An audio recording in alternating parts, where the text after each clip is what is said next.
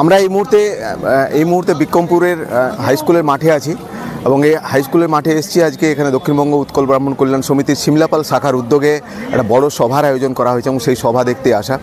এবং দুপুর হয়ে গেছে, অনেক মানুষ খেয়ে চলে গেছেন, কিছু মানুষ এখনও রয়েছেন যারা বক্তব্য শুনছেন, কিছু মানুষ খাচ্ছেন। এনারা প্রায় 5,000 মানুষের সমাবেশ হবে বলে আশা করেছিলেন, কিন্তু অতপাশের গ্রামের মানুষজন এসছেন প্রচুর, তারা খেয়েছেন। এবং এখানে বাঁকুড়া থেকে যারা কমিটির মেম্বার আছেন তারা এসছেন, কলকাতা থেকে মানুষ এসছেন। আমি প্রায় 120 কিলোমিটার বাইক চালিয়ে এখানে এসেছি এই জানানোর জন্য যে একটা সংগঠন চলছে, সেই সংগঠনের একটা কাজ করছে যে উৎকল সমাজটাকে কী করে ঐক্যবদ্ধ করা যায়, উৎকল সমাজকে কী করে আরও বেশি সংঘবদ্ধ করা যায়। সেই কারণে অজিতবাবু স্টেজে বক্তব্য রাখছেন, আমি নিচে রয়েছি। আমরা চাইছি যে সবাই একসাথে আসুন, সবাই সংঘবদ্ধ হন। বিভিন্ন জায়গায় যে সভা সমিতিগুলো ডাকা হচ্ছে, এর কি উপকারিতা এর কি অপকারিতা এইসব তর্কে না যেয়ে প্রথমে আসুন, এখানে সবাই সংঘবদ্ধ হন, তারপর দেখা যাবে যে সমাজ নিয়ে কী করা যায়, সমাজ নিয়ে কতটা নতুনভাবে ভাবা যায়। আমাদের কৃষ্টি, আমাদের সংস্কৃতি, এটা ধরে রাখতে গেলে কিন্তু একতা একান্ত দরকার এবং সবাইকে এক ছাতার তলায় আসা একান্ত দরকার।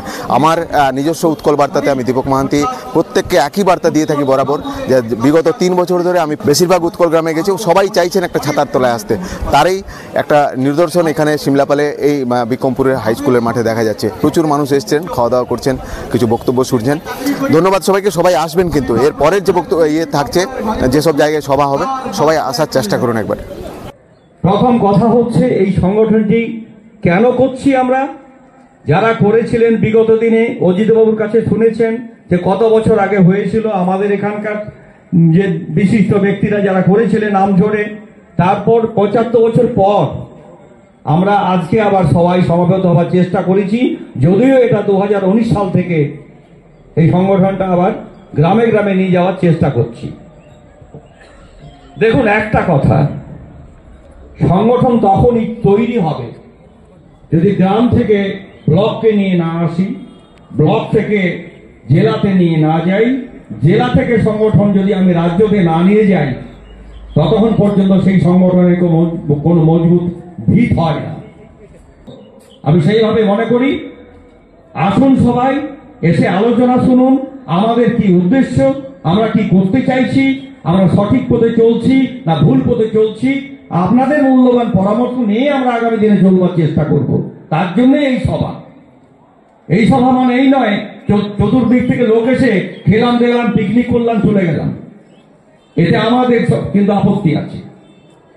কাজেই সংগঠনটা শক্তিশালী করবার জন্য কি হবে, আজকে এই অবস্থা দেখুন, মিটিং এ যতজন আছেন তার থেকে ওখানে বেশি সংখ্যক লোক আছেন।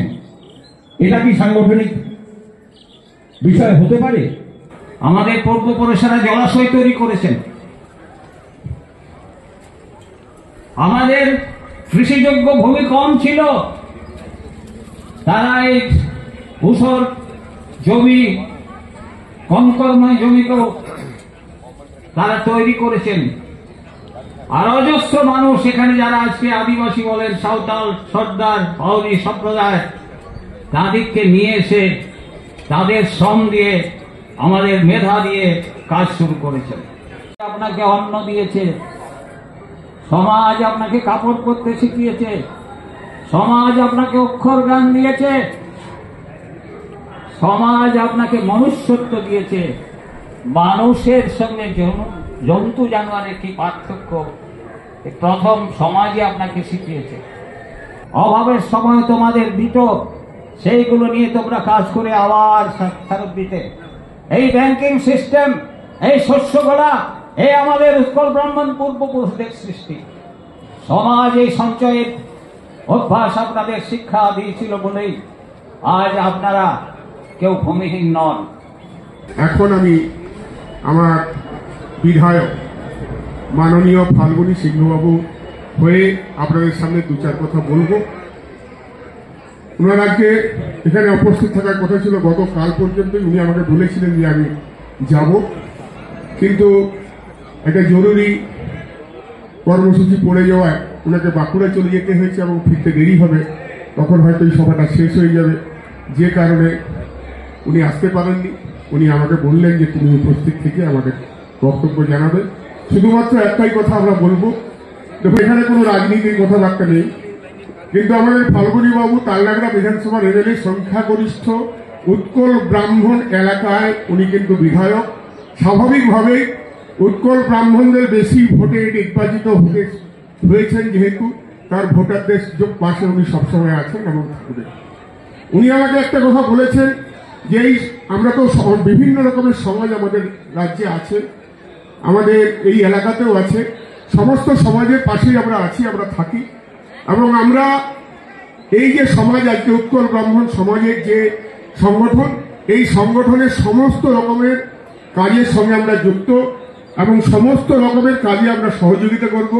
তা সাংগঠনিক সহযোগিতা, সরকারি বিভিন্ন ধরনের সুযোগ সুবিধা আনার জন্য সহযোগিতা, এবং তথা যে কোনো ধরনের আর্থিক সহযোগিতা আমরা কিন্তু আপনাদের পাশে থেকে করতে চাই।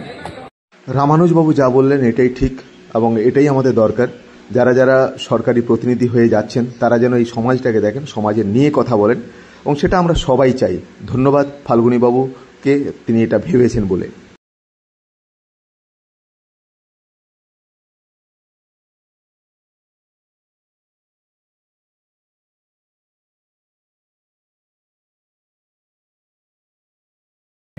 জগদীশ পাইন মাস্টারমশাই তিনি উৎকলদের নিয়ে কাজ করছেন, বিভিন্ন গ্রামে গ্রামে ঘুরে বিভিন্ন তথ্য সংগ্রহ করছেন এবং তিনি খুব ভালো ভালো কথা বললেন। সে কথাটা আমাদের প্রত্যেকের শোনা দরকার। জগদীশ চাইছে যে একটা উৎকলদের নিয়ে একটা বই আমরা যেখানে প্রত্যেকটা জায়গার প্রত্যেকটা গ্রামের ছবি সমেত এবং তার তথ্য থাকবে। আমরাও চাইছি, আমার দীর্ঘদিন ধরে সেই দাবিটা করছি আমরা। তো আজকে খুব সুন্দর সুন্দর কথা বললো স্টেজে।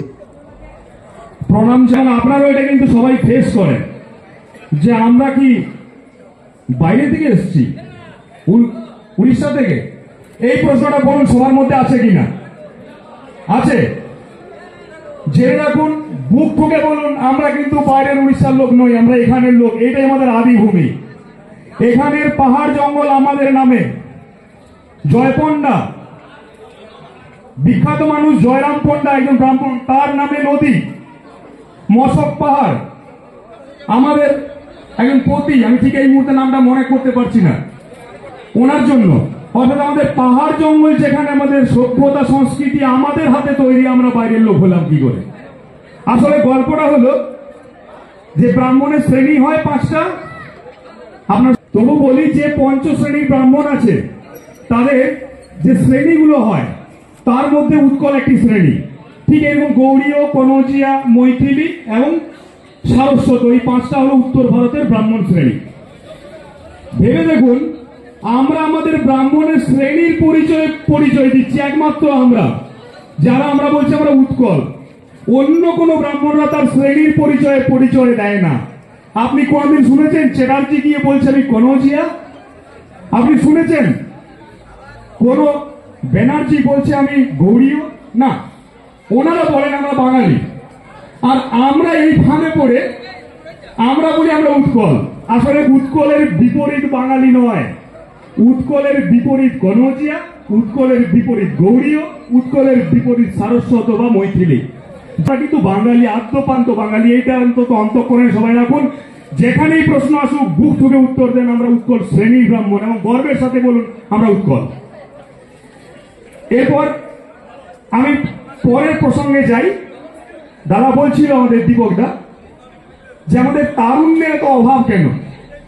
আমাদের সংগঠনে যারা বিদগ্ধ ব্যক্তি আছেন, বয়স্ক ব্যক্তি আছেন, তাদের প্রজ্ঞা এবং তারুণ্যের উদ্দীপনা এবং মাতৃশক্তির সহযোগ, এই 3টে মিলিত হলে তবে সংগঠন আরো বেশি উজ্জীবিত হবে।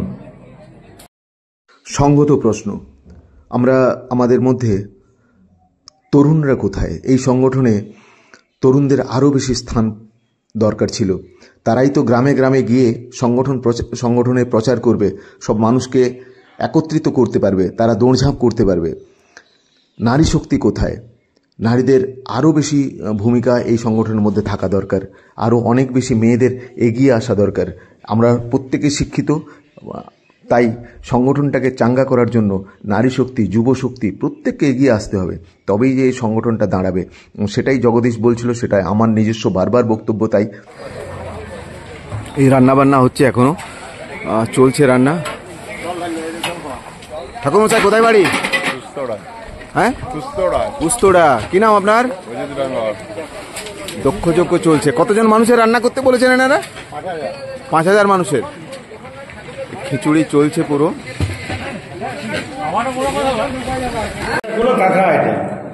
এই কাঁকড়া করা হয়েছে, মানে এটাই বোধহয় উৎকলদের সবচেয়ে শ্রেষ্ঠ পিঠা, এবং সেই পিঠাকে এখানে দেওয়া হচ্ছে। আর কোনো জায়গাতে এভাবে কাঁকড়া দেওয়া হয়নি, প্রথমবার উৎকলদের মধ্যে কাঁকড়া দেওয়া হচ্ছে, এবং দারুণ সাদা, বেশ সাদা সাদা হয়েছে। খেয়ে দেখি এটা ছোট্ট নিলাম, খুব ছোট ছোট কাঁকড়া হয়েছে, কিন্তু বেশ সুন্দর। আর এই সবটা পুরোটাই কাঁকড়া, যতগুলো আছে পেটি, পুরো পেটি সমস্তগুলো হচ্ছে কাঁকড়া। কাঁকড়া 5000 পিসের উপরে করেছেন কি হবে? ভিন্ন ভিন্ন এরিয়া, ভিন্ন ভিন্ন জায়গায়, ভিন্ন ভিন্ন তারা নিয়ে এসে তার সাথে আছে পায়েস, দারুণ কাঁকড়ার পায়েস আমাদের বিখ্যাত জিনিস। সেই কাঁকড়া পায়েস কিন্তু আজকের এই বিক্রমপুরের মাঠে প্রত্যেককে খাওয়ানো হচ্ছে। প্রায় 5000 মানুষ খাচ্ছেন বলছেন এরা। 5000 মানুষকে এতটা খাওয়ানো, ঠিক আছে।